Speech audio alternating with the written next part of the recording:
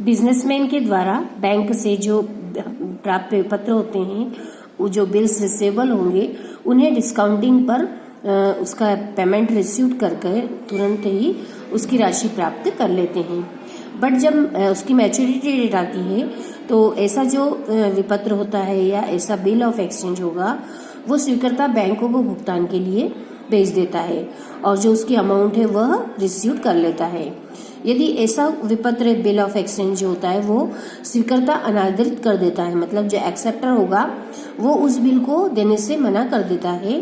तो जो उसकी अमाउंट होगी बिल की, वह राशि बैंक में जो व्यापारी से संबंधित होता है, जिसे कि कटौती पर, डिस्काउंटिंग पर नगद राशि चुकाई गई थी, वह उनसे वापस से वह राशि वसूल करते हैं, वह अमाउंट वापस उनसे रिसीव करते हैं बैंक के द्वारा।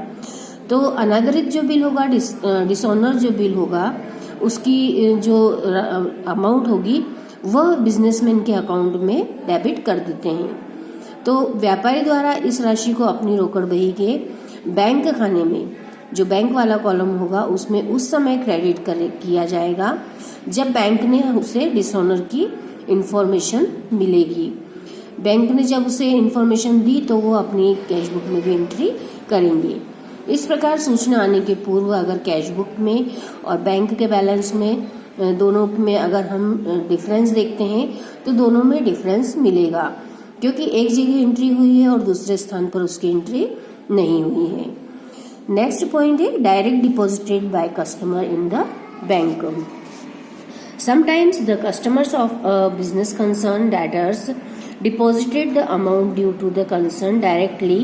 in its bank account. It enhances the credit balance of bank account, but the concern debit the bank column of its cash book only when the bank so intimates. The two balances will therefore differ with each other till the receipt of such intimation. तो इस तरह से direct deposit कर दिया जाता है यदि customers के द्वारा बैंक में उस व्यापारी के अकाउंट में, तो वह उसके कारण भी दोनों के डिफरेंट बैलेंसेस में डिफरेंस होता है, क्योंकि जब कस्टमर होता है वो कभी कभी बिजनेसमैन के अकाउंट में सीधे ही रुपया जमा कर देते हैं, डिपॉजिट अमाउंट कर देते हैं, जिसकी सूचना कस्टमर जो व्यापारी होता है उसे बाद में प्राप्त होती है। तो जब उन्हें इंफॉर्मेशन मिलेगी तब तक यदि पासबुक के और शेष और बैंक जो कॉलम होगा कैश बुक का, दोनों में यदि हम बैलेंसेस को देखेंगे तो उसमें डिफरेंस होता है। लास्ट पॉइंट है क्लरिकल एरर्स। क्लरिकल एरर्स मतलब जो हमारे यहाँ वर्क करने वाले क्लर्क हैं, लिपिक हैं, उनके द्वारा भी किसी तरह की त्रुटि हो जाना। If the clerk in charge of cash book commits any error while recording a transaction in the bank column,